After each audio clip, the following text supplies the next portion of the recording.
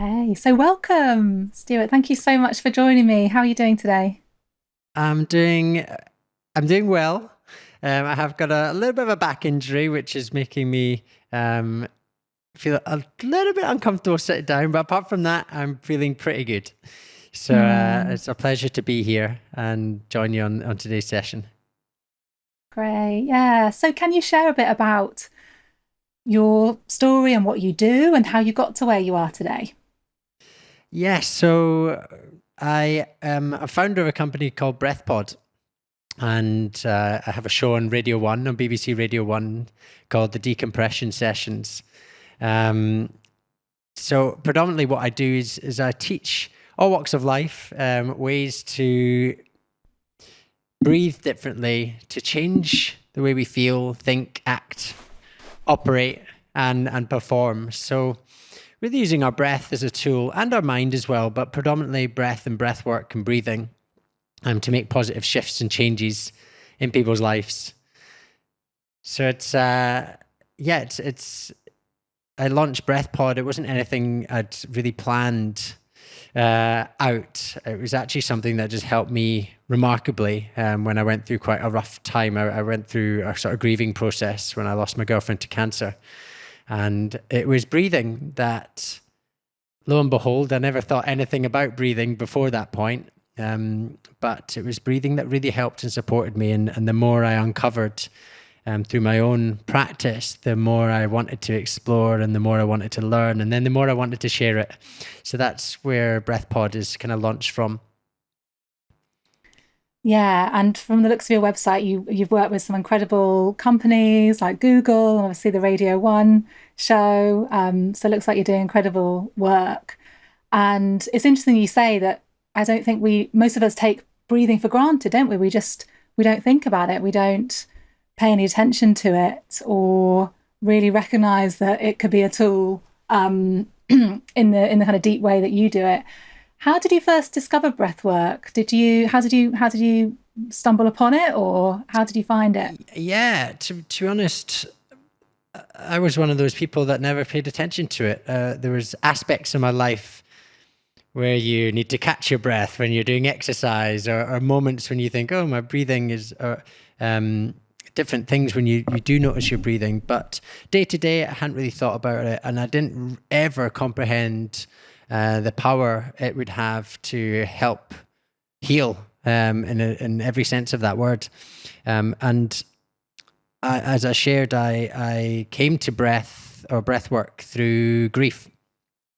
My girlfriend had terminal cancer, and we explored lots of different treatments and alternatives during that time. I didn't find breathing, and I'm not sure I would have listened if somebody said just breathe. I probably would have rolled my eyes or maybe stuck my fingers up, or shouted something under my breath. But yes, when she had passed away, when Tiff passed away, I moved back to Scotland, where I'm from, and all that happened was something popped up online for Mother's Day, and I took my mum to a breathing workshop for Mother's Day. She is into yoga and whatnot, and I just put two and two together. That's as far as I'd thought about breathing. And that first session really, it's like a light bulb being switched on. I had a very cathartic experience, a very emotional experience. So much so that I thought either I'm going mad here or something remarkable has just happened, and I was just breathing. So what was all that? So I started working very closely with one style of breathing, and it sounds strange, a style of breathing. There's lots of different ways to breathe, but this was, I guess, a deeper form of breathing to help release trauma held in the body and release held physical stress and tension, and really worked on a deeper layer of the psyche, if you like. So it was a very powerful introduction to breathing. And like anything, or like many practitioners, you do something that has a huge change or impact on your life, and you just want to explore it. And that was me. I explored as much as I possibly could about breathing, everything, and started looking back at my life and thinking, when I was younger doing sport quite heavily. No one ever taught me to breathe properly for that given sport. And that's what we kind of need to get the energy flowing for activity. Nobody taught me to breathe when I was stressed out at university or school or feeling anxious, or nobody taught me to breathe at all these different times throughout our life. I often see breath or breathing as kind of just this interplay of what happens throughout our life. It's like this dance in and out of your body all day long. And we don't think much about it. We just let it happen all by itself. And rightfully so. I mean, we don't have to think about our breathing all day long. But when we do understand how our breathing flows and what that means, and then take control of it, then we start to take a bit more control of how we're thinking and feeling, no matter what's going on around. So it's just, yeah, that's how I got into it. And then I really, really dived deep and explored every aspect and functionality we could use and how we could improve our lives in all sorts of ways, whether it's very physical related, whether it's working with sports and athletes, whether it's working with the mind and mental health, sleep, anxiety, stress, depression, and then working as well in this deeper context. How can we reconnect to ourselves? I know that sounds quite lofty, but how can we actually reconnect to our essence of what we're here to do and be? And there's something quite special about breathing that we can reconnect to that as well. So it kind of spans that very physical space, the biomechanics of our body, the chemistry of our body, but spans into our mental, emotional states, and also into this, I guess, more spiritual realm of where we can find real stillness and connection to ourself and something much bigger than ourselves. All sounds amazing. How would you define breath work then? Because I know there's so many different types of breathing exercises you can do. Does breath work refer to something specific, or is it the term that you would use for all types of breathing exercises that you teach? It's a great question. Because it's a little bit of a minefield. It's rapid. I mean, breathing techniques have been around for centuries, and from yogic traditions and all sorts. Breath work as a kind of term or a practice is been a bit of a buzz more recently, with different techniques and different practices springing up and people getting a lot of benefit from them. So breath work, the way I see it, is just taking conscious control of your breath to get a particular outcome. Now, there's many, many ways to do that. There is breathing techniques that will work like a performance enhancement for your given sport. There's breathing techniques to turn stress to calm when you're feeling overwhelmed throughout your day. There's breathing techniques that can turn your exhaustion to a bit of an energy boost. There's breathing techniques that can increase flow states when we're working. There's breathing techniques, like I said, as well, where I kind of had my entry point. There's breathing techniques that can work a little bit deeper under, under the car bonnet, but deeper into our psyche, that can allow us to release parts of our traumas from our past and release held tension that is maybe interplaying with our life in the moment. So breath work as a term is a big umbrella that covers all of that, which is why it gets confusing, because you might say, oh, I'm going to go to a breathwork class. It's often, you're not really sure what you're going to get, because it might be somebody doing a very dynamic breathing practice that is a deeper practice, or it might be somebody simply taking you through a very calming breathing flow to help with reducing stress in the body. So it is a little bit of a minefield, and I often ponder it as well. There's no kind of real saying that this is what a breath class will look like. Similar to a yoga class, you can go to a yoga class and you're not quite sure what type of yoga that will be. Right, yeah. Or even a dance class. There's many ways of dancing. We can do tap dancing and break dancing and all sorts. And so breathwork is that big umbrella that houses different styles and different rhythms and rates and ways to use our breath to get a particular result. Yeah, I have to say, I'm a big fan of breath work. I was living in Bali for 6 months, and there's a lot of breath work there. Every night of the week, you can go to a different class and different Wow. style, and it was amazing. So I practiced a lot, during that time. And I'd love to hear you share a bit more about that, like looking under the hood type of breath work, where I think you mentioned before, like it's almost like helping you to release trauma from the body. I think that's what you said. Can you Mm, share a bit about that, and why is it so effective, and what happens during that yeah. process? So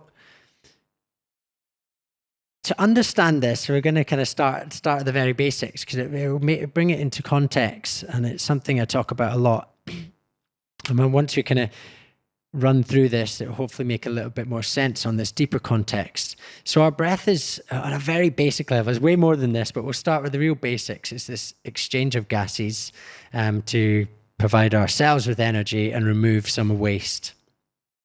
So I often think of breathing as like putting your petrol in the car and then the exhaust coming out the back. So it's an energy source. Oxygen from the air we breathe, carbon dioxide moving out. Very basic stuff. Most people listening will know exactly what I'm on about. It's like kiddie anatomy. But the exchange of that happening really depends on what's happening in our day. So if we are doing physical exercise where we need more energy, our muscles need more power, we're going to breathe a bit faster. Heart rate's going to increase to make that exchange happen. So we'll breathe faster. So that's one thing that will happen. But when we are stressed or anxious or overwhelmed, something's triggering that same response. And that thing is our mind. So our breathing is linked to what we're doing and what's happening around us and what's happening inside our mind. It's this exchange of gases that brings energy in and removes waste from the body. And it happens all by itself. And the speed and the change in which this happens is your mind doing its best to keep you safe. So if something is happening around you that you perceive to be a threat, that's quite an important word, perceive. We'll get to that in a second. Yeah. Perceive to be a threat. Your brain will trigger your breath to breathe. Your breathing will shift things into action alongside other changes in the body, the physical body and the chemicals in the body. Breathing changes, a signal goes back to the brain, and we create that like feedback loop. And we say, I'm stressed.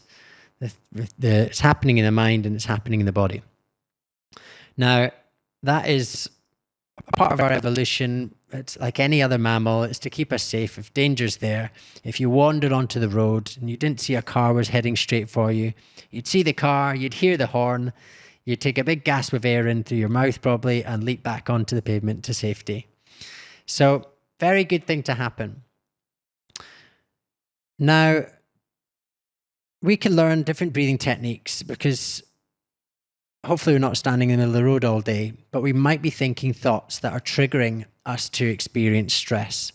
And our unconscious mind, that part of our brain that kind of works in the background, does not know the difference between something that's actually happening in our environment and something that's just happening in our mind, just fabricated through thought.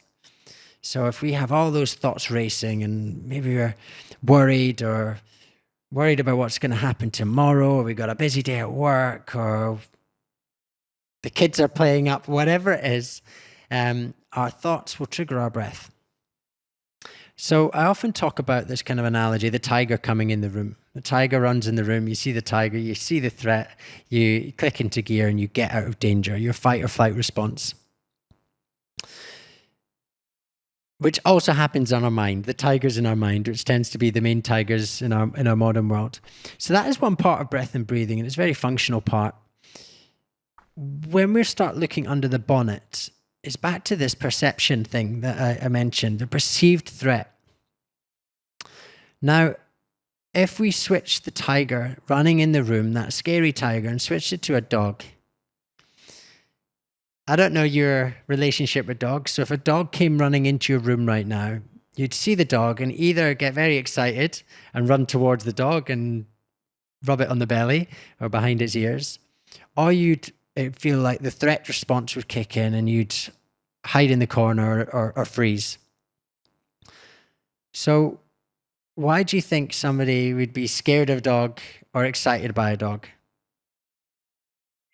Well, either a dog lover or maybe they've had a bad experience with a dog in the past. I actually got bit Yes. by a dog years ago. For a few years, I was a little bit wary of dogs, and I'm fine now. But I can definitely relate to feeling a bit afraid. I think I'd be a bit, yeah, yeah, definitely Yeah, relate to well, that in the past. exactly. So you hit the nail on the head there. It's an experience happens in our life which shapes how we interact there forward. So you get bitten by a dog, and there on forward, you're quite weary of the dogs. You'll probably avoid the dogs as much as possible. A very basic example. But through life experience, what happens to us, what happens repeatedly as well with our thoughts, creates what we call our belief systems. And our belief systems is that how we interact, how we make sense of the world around us. I often think of it as like our instruction manual for how we live. Now, if we are experiencing issues over and over again, or repeated things, maybe that's relationships, maybe that's work, maybe that's stress, all these different things, it might be linked to these belief systems and patterns. It's almost like we need to update our manual. And breathing can be a really powerful tool for that, because throughout our life, our breathing changes. And in those dog bark and bite moments, we hold our breath. We actually hold our breath to stop feeling emotion. Our breath is something that we use unconsciously to hold back from feeling in the moment. Again, it's something that we've learned from a very young age. Maybe being shushed not to cry, or we don't feel it's appropriate to feel anger. Well, we'll hold our breath and we'll try not to punch somebody.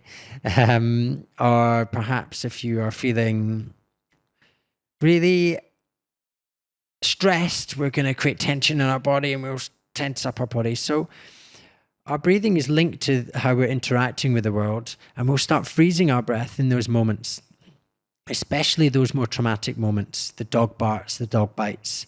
We brace, we freeze. Even I use trauma. Trauma is such a heavy loaded word. Yeah. But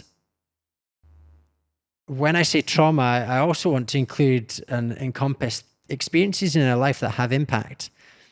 Now, that might be getting the blame for something instead of your sibling, or not feeling listened to when you shared something in class. And that being quite impactful in that moment, and it acts quite traumatically and kind of makes us hold our breath slightly and changes how we interact moving forward. So because our breath is this interplay of what we're experiencing, it speeds up when it needs to, it slows down when it needs to, then our breath becomes a bit of this map of our past experience. And everyone's breath in that sense is almost as unique as your life itself.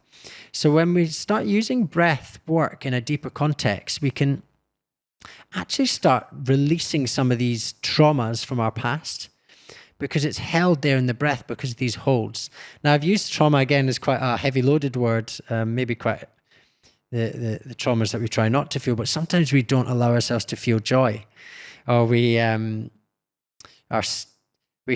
shouldn't find something funny, so we hold back the laughter. We hold our breath.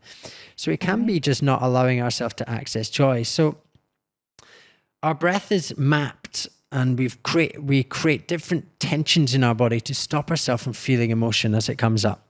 And this is something that happens from a young age, and it contracts our breathing cycle, the actual mechanics of our breath, and will send a different signal to our brain. So when we work in a deeper context, like I said, kind of lifting up the bonnet, in essence, what we're doing is releasing any held physical tension in the body that is linked to these emotional experiences from our past. Does that all make sense? That's a really beautiful explanation. Yeah, it makes complete sense. And yeah, thank you for explaining that, because I hadn't thought about it in that way, about how, when we hold our breath, we're kind of holding things in, and then perhaps, during the breath work, we're kind of releasing some of that stuff that we've held in for a long time. Yeah. Yeah, and there's a lot of changes that happen in that style of breath work. It's a lot more dynamic. We're shifting like the pH in the body. There's a lot of physical changes and chemical changes that happen deliberately, that create this release. And there's an energetic change on a kind of, I guess, on a deeper level. There's this real exchange that happens when we can access those bits, because when we're creating tension in our body to hold our breath, our body doesn't really have an idea of time like our mind.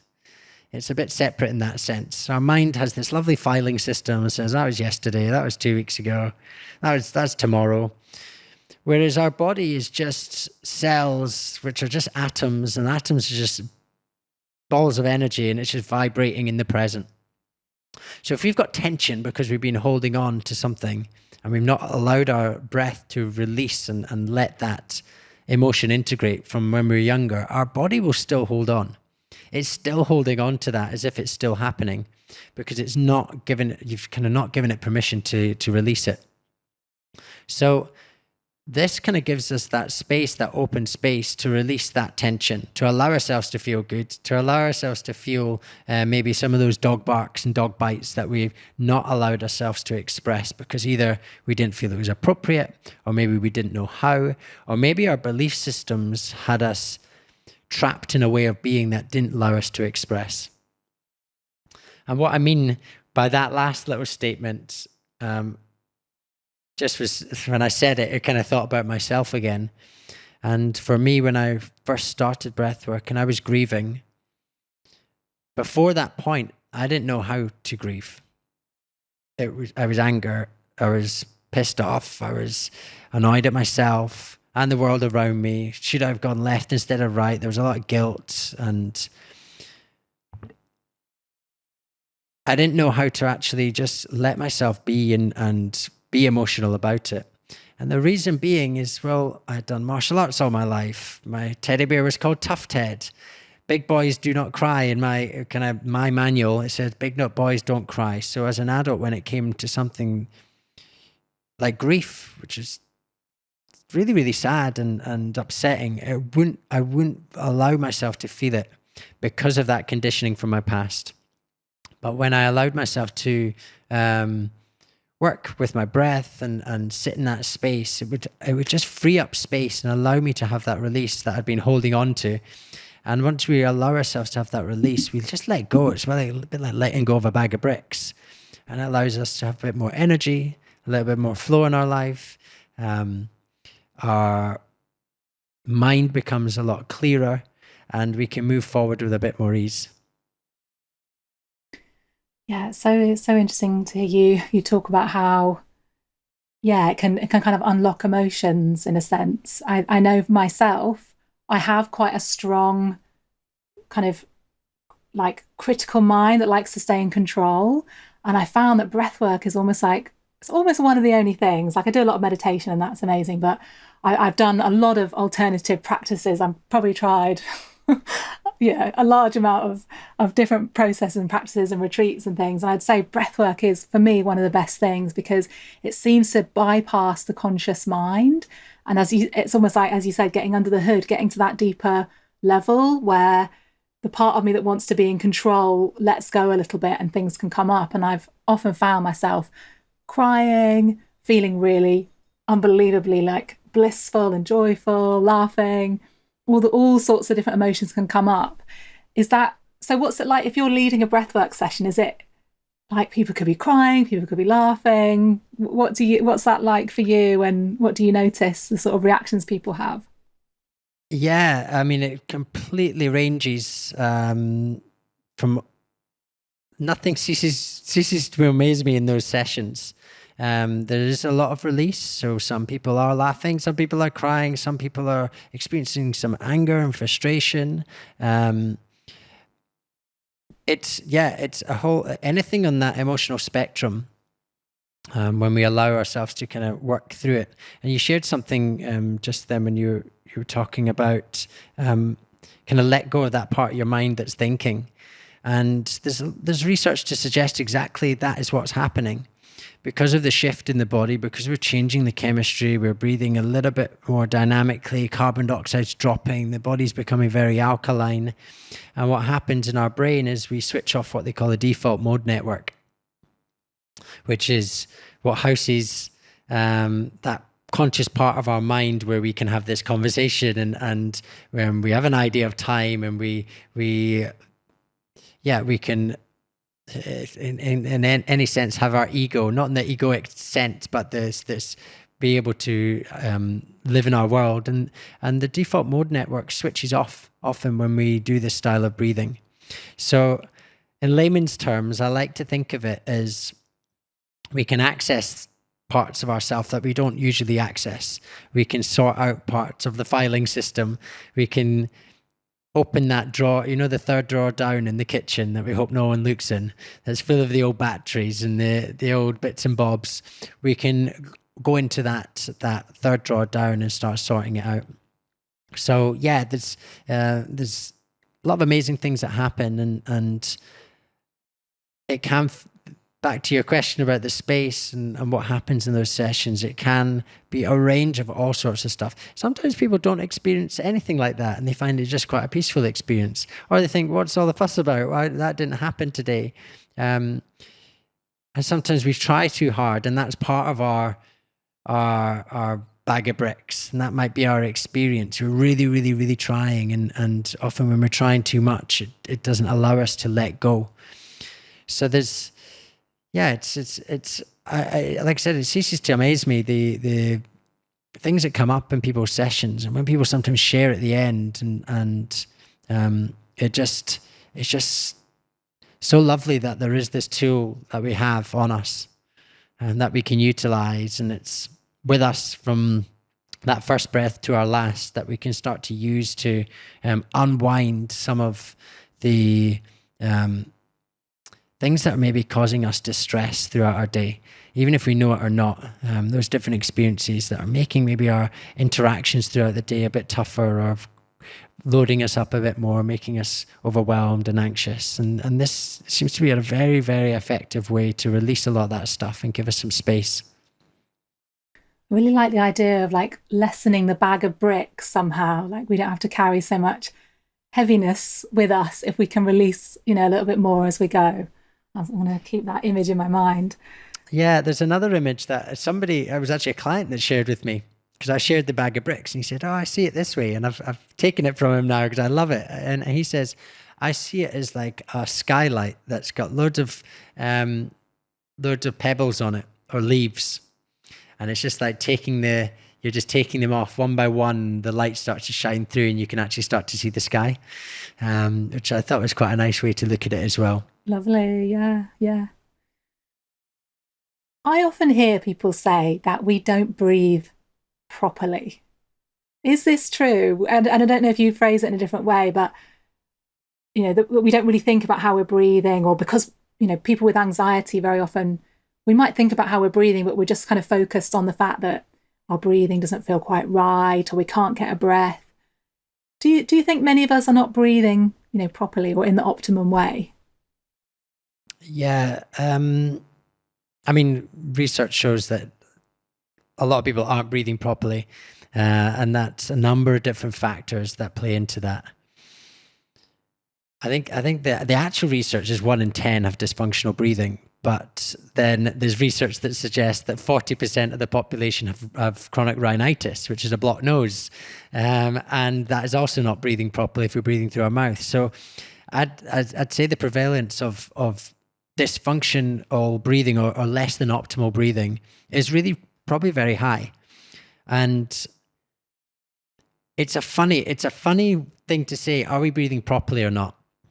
Because your body's always doing its best with the information it's been fed. So if your body, for example, if it's physical things like a blocked nose and you can't breathe through your nose, well, we really want to see if we can unblock that somehow. Now, if that's because of a common cold, it will go away in a couple of days. If it's a structural thing, maybe an injury or a combat sport, and you've knocked your nose and deviated your septum, it's probably worth going to get checked out. But ideally, when we talk about optimal breathing, is kind of in and out through the nose, and using our diaphragm, which is your primary breathing muscle. Now, deviations away from that, it kind of, for me, I'm always like, well, what's caused our body or mind or situation to change our breathing pattern? Now, your body might rightfully so change it in those if the tiger is chasing you, but if it's just because of a stressful job, we can cope with acute stress for about 20 minutes. Anything more than that, it starts to become troublesome. So, yes, I think we all breathe dysfunctionally at times because of the complexities of our mind, the complexities of our days. We're always on. We've got our smartphones binging and tinging in our pockets all day long. We've got meetings back to back. We've got so many demands. It feels like time in life is just accelerated with these amazing tools around us. But the pace at which we all live in our modern world is creating, we're more stressed than ever. We're sleeping worse than ever. And as a result, stress and breathing go hand in hand. If you're feeling stressed, you're going to be breathing a stressful way. If that happens over time, like anything, you practice something over and over again, whether you know you're doing it or not, then it becomes habitual. So if you're stressed and you start breathing in your chest rapidly, or you stop breathing at work, or your breathing becomes short and shallow, over a period of time, that will become the norm. Or if you have an impactful experience where you've held your breath, these traumas that we talked about, then we'll create tension in our body and we'll hold our breath there and our breathing pattern will shift again and change. So yes, answer to the question is, I think a lot of people are, and most people that come through my door can improve their breathing tenfold. I've even worked with some incredible athletes, like Olympic level athletes that I've turned up and I've been so shocked at how badly their breathing was, Wow. which is always exciting because these are very amazing athletes, and I get excited by that. I think, wow, how much better can we actually be if we fix this? And again, it can be a number of different factors that play into our breathing habits. It could be tight jeans, high-waisted jeans. It could be holding your stomach in to have that sort of appearance of a slim waistline, or holding your six-pack, or whatever it is.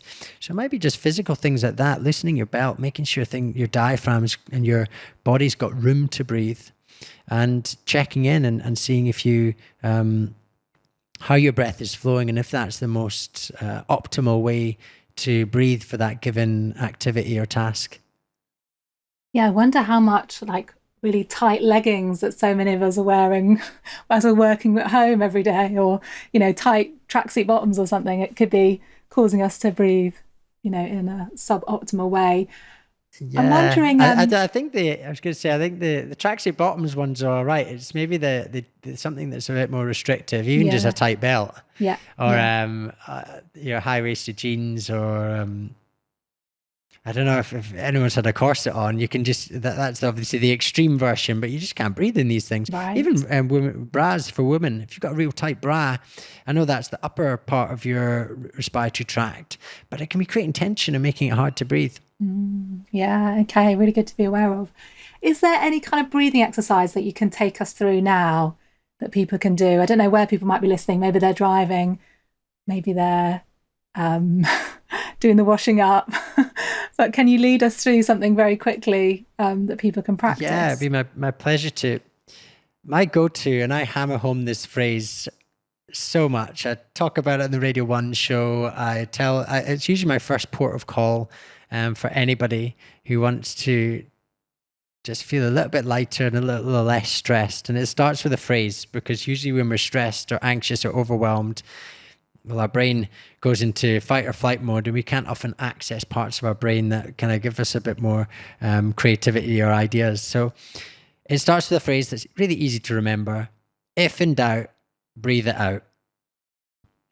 Super simple. If in doubt, breathe it out. So what does that mean? If we're feeling stressed, if you're feeling anxious, I want you to elongate your exhale. We're going to add some counts as well, but breathing out, we have this interplay throughout our day of breathing in and breathing out. When we breathe in, our heart rate goes up slightly, our blood pressure goes up, blood flow moves in a certain way. And when we breathe out, our body relaxes. Heart rate goes down, blood pressure goes down. So that out breath is a natural way to relax. So when we start playing around with the ratios of in-breaths and out-breaths, we can start playing around with these different responses, switching on the sympathetic response or switching off the parasympathetic response. So if in doubt, breathe it out. We're going to breathe in through our nose for a count of 4, feeling our belly rise. So that's the diaphragm working. That's a key point. If we're noticing our chest moving first, get both hands on your lower belly, maybe just below your belly button, so you can feel it rise and fall. Even take a look down there to check. Sometimes when people maybe have reverse breathing patterns or backward breathing patterns where it's very chest dominant, the message it sends to the psyche is a bit like having your trousers on back to front. And they find the changing it initially quite hard. So it's quite important to have a look. So hands on your belly. You can have a look. We're going to breathe in for a count of 4 through our nose. Watching our hands move before movement in the chest. Pause at the top for a count of 4. Just keeping calm and still. And then we're going to breathe out through our mouth for a count of 8. Let your shoulders drop. Good. Let's do another couple rounds of that. So breathing in for 4. Feel your belly rise. Pause at the top for 4. And breathing out for 8. Just let your shoulders drop even further. You can let your jaw relax, your face relax. Should do one more. So breathing in for 4. Pause for 4. And as you breathe out, that out breath is our relaxation. We're breathing out for 8. So really relax your whole body. Let everything become heavy. Your face, your eyes. Good. I do feel more relaxed, I have to say. It worked. And that, yeah, and it does. It works. We're working with the physiology of your body, the chemistry of your body. It is so simple. It's right there with you at any time of need. And often what I tell people is it is accessible. We don't have to. I mean, it's great to go and do a particular breathwork practice and be there in a class and breathe for a longer period of time. But some of the most incredible moments are those moments where you go, oh my God, I'm feeling so stressed. And you just do it 2 rounds of that. And you go, wow, I actually feel slightly better than I did 30 seconds ago. And it's that's where the real shift and change can happen throughout our day. And there's loads of different styles and changing those ratios where we can start to be a little bit more on than off or start to balance the system out, as well as some of these deeper practices like we said. But if in doubt, breathe it out is often my go-to because we do tend to feel a lot of stress and our days are busy and sometimes very overwhelming. Yeah, love that. So good. I can definitely, see myself doing that throughout the day today to calm down in between meetings and things. And when you explain the science of it, the fact that our nervous system, our heart rate increases when we're breathing in, everything slows down when we're breathing out. That to me makes so much sense. I think I need to know the reason why something works. I think we often hear, just breathe, just breathe deeply or something, and actually knowing there's a reason why this works. It's to do with the physiology of your body. That makes a lot of sense. I hope people will practice that and reap the benefits. A question I like to... Oh, sorry, go ahead. I was just going to say it, and it's the reason I like to share that first, because it kind of covers many bases.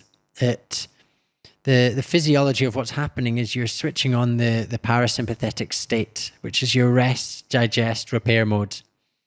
In essence, when you do the if in doubt, breathe it out technique, even if your brain is saying the tiger's in the room or in my mind, when we do that technique, we're overriding that and we're sending a signal back to say, actually, no, everything's cool. We're not under stress. The brain might jump in with another thought, but then we can do another round.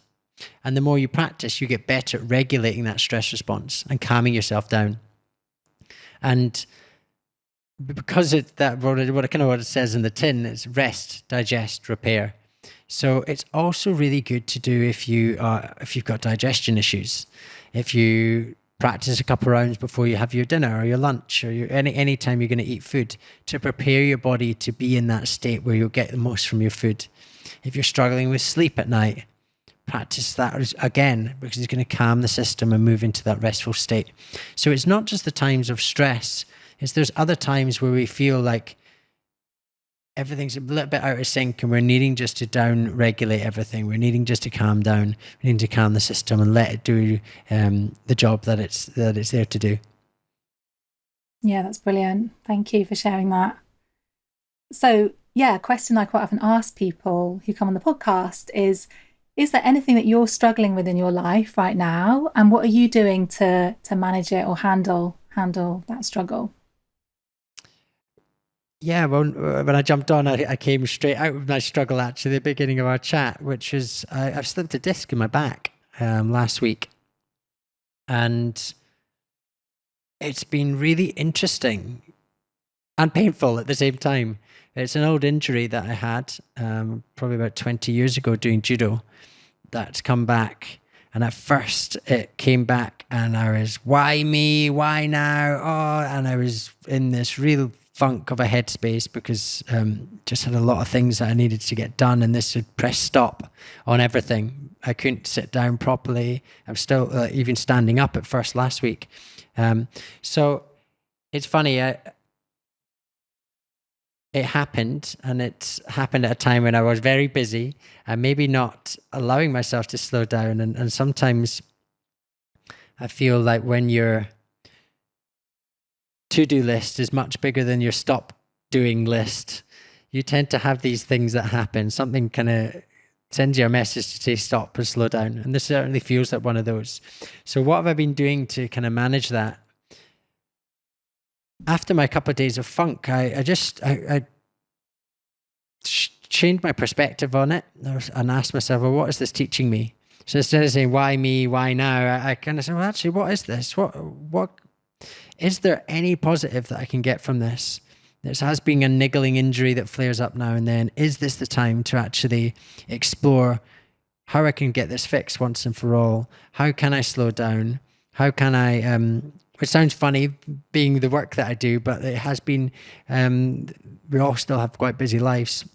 And how can I start to manage this? And I think it flipped. So when I started asking these questions and probing myself about the way I was thinking about my back and the doom and gloom that was posing initially, it shifted, and I started to feel a little bit like, actually, this is quite not an exciting thing. I wish I didn't have my backache, but it switched to say, I'm feeling quite motivated about it. Motivated in a different way, because not motivated to go and do loads, but actually motivated to slow down even further and sit with it and feel into it. And I've reached out to different people as well and checked in to see what support I can get out there, which has been really helpful, getting other people's viewpoints and chatting to physios and chatting to different specialists, and taking things back a notch. I think in terms of my training, I was going in a bit too hard because I thought, right, this is training time, let's go. And in hindsight, this has allowed me to actually reflect on that side, the physical aspect of what I do, and just tone it right down and work with the core. So quite a physical thing that I've been struggling with, but the struggle has shifted and changed even in this last week, partly because of the way I've reframed it in my mind. And I feel like I'm quite excited just to build that core up again and really come back a little bit stronger physically and mentally from it. So yeah, that's me at the moment. Thank you for sharing that. It's very inspiring. I think if we can reframe things and see them as a learning experience or a message from our body, it's a lot more easy to bear, and we can turn it into something that can be empowering rather than something that can hold us back. So and a big thing a big realization I've had since this happening was I do a lot of different practices, and I do my breath work, I do meditation, I do different gratitude practices, but the penny dropped after this that even that had become a bit more of a tick box exercise. I was like, right, up in the morning, right, have my smoothie, do my meditation. It all become like this militant operation, and I've been doing it, which is great, but I wasn't looking back. I feel like it was so like structured that I wasn't probably sitting in to my own practices that I teach day in, day out, which has been a real lesson. I've been doing them, but not actually sitting with them a little bit and letting them be as opposed to doing the practices, which again has been just a quite nice kind of moment to say, actually, I've been doing a lot. I've just been doing, and everything has been doing, even when it has been more restorative things like meditations or breath work. Eating healthy, all these great things. It's just been very much structured and go still, even though it's stillness. So that's been the other big realization, is actually to create space that is just space and not trying to fill that space with so much doing, and sit with the being a little bit more. Yeah, that's a really interesting point. I'm sure there are lots of other people who, self-care can become a stressful thing if we're so regimented, or if we, we miss a meditation and we beat ourselves up about it maybe, or we push ourselves in our exercise to the point where it becomes stressful rather than something to help us relieve stress. So yeah, very interesting perspective. So thank you for sharing that as well. So yeah, thank you so much for everything you shared. I feel really inspired. I'm going to go and do some breath work this afternoon, and amazing. Take lots of deep breaths and extend the exhale. Where can people find out more about you and the work that you do and what you're offering? Yeah, so the usual channels, sort of social media. I'm pretty active on my Instagram, which is @breathpod. Our website is breathpod.me. We are based in London, but we're doing a lot online as well. And also I have the show on Radio 1 called the Decompression Sessions. We've got a new series going out end of October, which is really exciting. And the Decompression Sessions, you can listen on demand on BBC Sounds. It's a really nice, it's a combination of bit of breath work, mind work, and music. It is Radio 1 after all, so it is a music show, but each episode has got a different topic. So there is some topics like 3 steps to focus better, how to manage stress. In the new series, we've got help with sleep. We've got like things like social anxiety. So each episode, we kind of pick a topic. We break that down into really manageable, helpful steps with tips and tools about how you can apply that to your daily life, as well as some cool vibey tunes just to get you through your day. So that's where to get me. BreathPod online, or the Decompression Sessions on Radio 1, or their new stream. They've actually got a new stream as well called Radio 1 Relax, which is a streaming service for more relaxing music, and that's played on there most days. Amazing. Thank you so much. Thank you. It's been such a pleasure.